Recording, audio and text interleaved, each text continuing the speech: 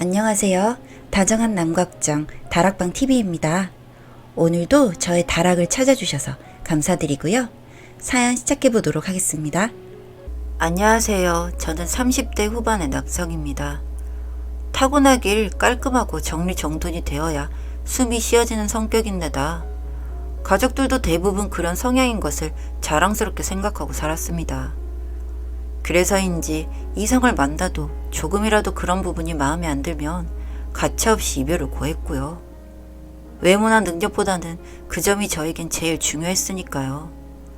그런데 직장을 다니며 무료에서 가입한 스키 동호회에 갔다가 정말 한눈에 반한 여성이 있었습니다. 남자 회원들이라면 누구나 가슴에 품었을 정도로 천사 같은 외모에 다정다감하고 친밀감이 뛰어난 분이었습니다. 게다가 모든 스포츠에 능했고 무용과 출신이라서 그런지 몸이 상당히 유연했습니다. 키도 크고 호수같이 깊고 큰 눈망울이 정말 매력적이었고 거기다 직업도 필라테스 강사라는 것도 마음에 들었습니다.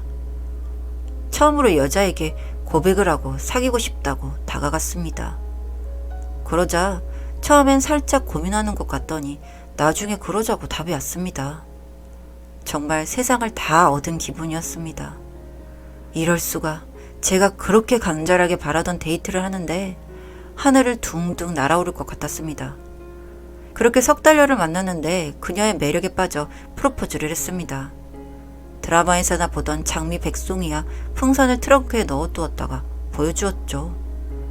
여친은 눈물을 글썽이며 감동했고 저에게 날아오르듯이 안겼습니다.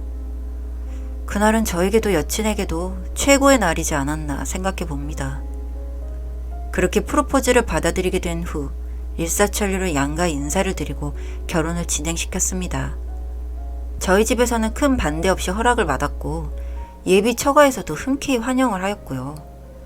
아마도 제 직업이 공무원이라서 더 환영하신 것도 있었던 것 같았습니다.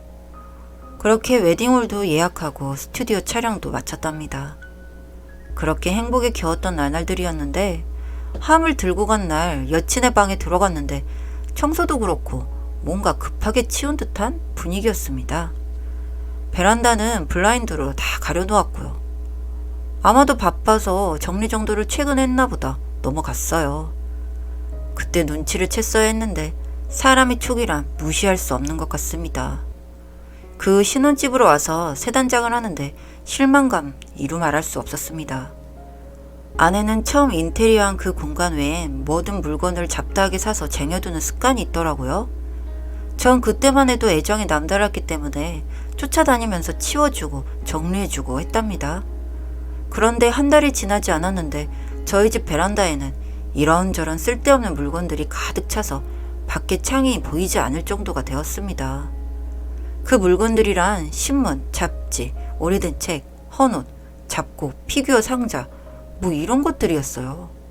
치워주면 또 뭘 사들고 와서 채우고 싱크대에 들어가야 할 냄비나 프라이팬들은 다 나와 있고 중고로 산 그릇들이 꽉 차 있었습니다.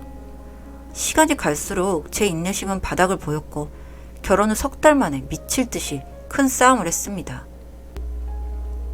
도대체 이 물건들은 뭐고 베란다를 보라며 전 소리를 질렀고 아내는 상관하지 말라며 절 밀쳤습니다. 그러자 전 싱크대 안에 있던 그릇들을 다 꺼내서 깨버렸고요. 베란다의 물건들을 분리수거통에 다 넣어버렸습니다. 아내는 엉엉 울고 절 죽일 듯이 달려들었고요. 결국 옷까지 뜯겨가며 싸우다가 친정으로 가버렸습니다. 아내는 정신적으로 문제가 있었던 겁니다. 우리가 호더라고 부르는 사람들, 아내도 그중 하나였던 거였죠.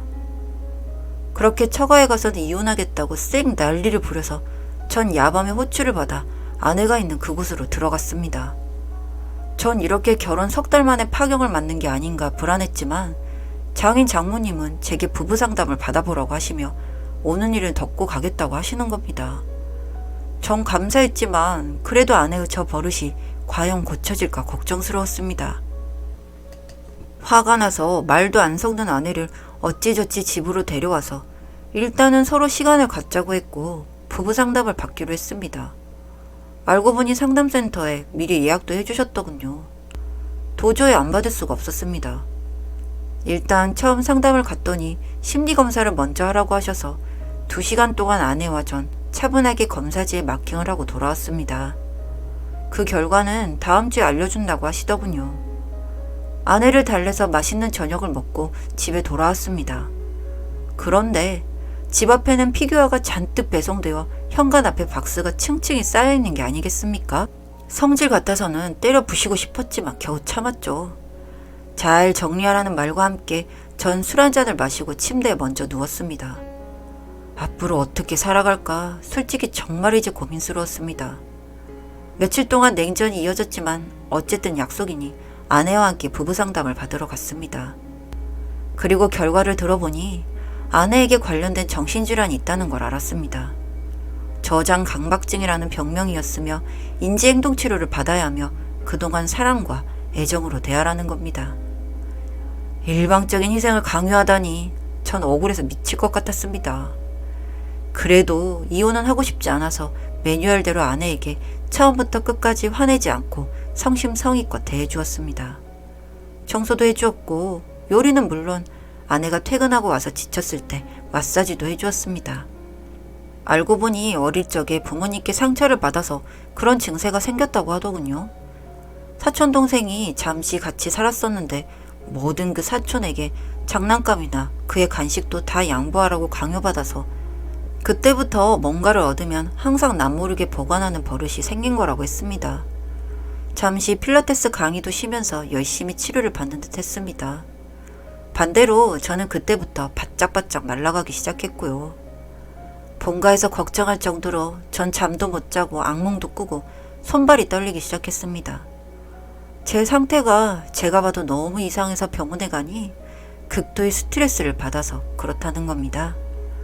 꿈을 꾸면 아내가 쌓아둔 집더미가 제 얼굴에 떨어져 직사한다든지 피가 철철 나도록 고통스러워하는 상황이 벌어지니 편히 잠을 들 수도 없었습니다. 이대로 가다가는 제가 먼저 죽을 것 같았습니다. 결국 이렇게 끝나는 것일까 절망스러웠습니다. 제가 울면서 아내에게 매달리니 뭔가 느끼는 바가 있었는지 처음으로 하나씩 둘씩 정리를 하기 시작하더군요. 그리고 제가 깨트린 그릇은 새로 사줄 테니 이참에 싱크대 정리를 하자고 제안을 했습니다. 장롱에 있던 처녀적 유행지난 옷들도 버리게 했고요. 처음 다투었을 때는 다시는 안 볼 것처럼 그러더니 점점 감정이 누그러지는 것 같더라고요. 그렇게 주말이 되고 전 등산 약속이 있어 친구들과 함께 가까운 근교의 산에 올라가 회포를 풀었습니다. 산에서 내려와 막걸리 한 잔에 저녁을 먹고 왔더니 아내가 정리를 하다가 엉망진창이 된 채 거실에서 자고 있었습니다. 그런데 세상에 그 안에는 고양이 인형인 줄 알았는데 보니까 죽은 동물까지 껴있는 게 아니겠습니까? 뭐 또 밖에서 죽어있는 거 불쌍하다고 주워 들고 와서는 어딘가에다가 쑤셔뒀던 거겠죠. 정말 흉측스럽기도 하고 냄새도 나서 정말 확 돌아버릴 것 같았습니다. 거기다가 술을 마신 탓인지 저도 분노가 올라왔습니다. 그래서 그럼 안 되었는데 이럴 거면 치우지 말라고 쓰레기 처리장에서 그냥 살라고 소리를 질렀습니다. 그리고 거실에 널브러져 있던 모든 옷가지와 책, 피규어들을 전부 분리수거장에 내다 버렸습니다. 부부 상담까지 해가면서 열심히 노력했던 모든 것들이 수포로 돌아가고 말았습니다.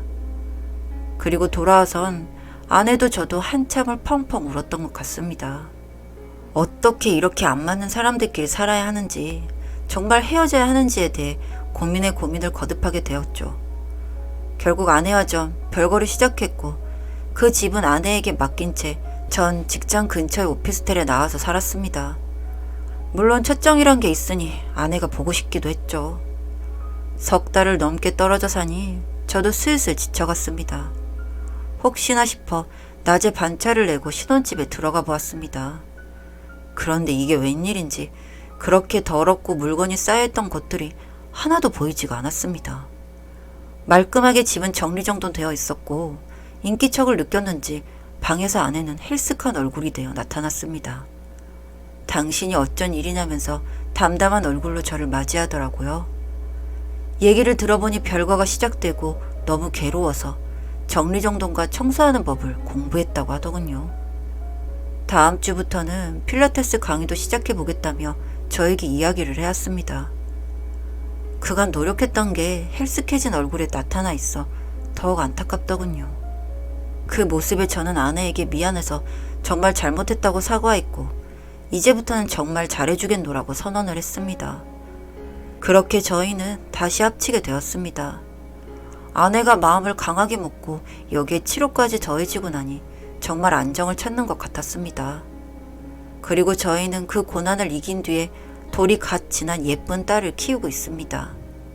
과거와는 다르게 저도 아내를 이해하도록 열심히 노력하고 있고요. 아내도 아이와 저에게 좋은 모습을 보여주기 위해 노력하고 있습니다. 그냥 그간 저와 제 아내가 겪었던 힘들었던 시간들을 누구에게 이야기해보고 싶었습니다. 그리고 잘했다고, 노력한 당신들 고생했다고, 그런 이야기가 듣고 싶었습니다. 앞으로 저희 부부와 아기 셋은 정말 행복하게 살아보려고 합니다. 신혼 초기에 정말 힘든 시간 보냈으니 이제 남은 시간들은 더 찐 행복 찾아가며 살아가려고요. 긴 글 읽어주셔서 감사드립니다. 다정한 남걱정 다락방 TV였습니다. 다락방 주인에게 구독과 좋아요, 알림 설정으로 응원해주세요.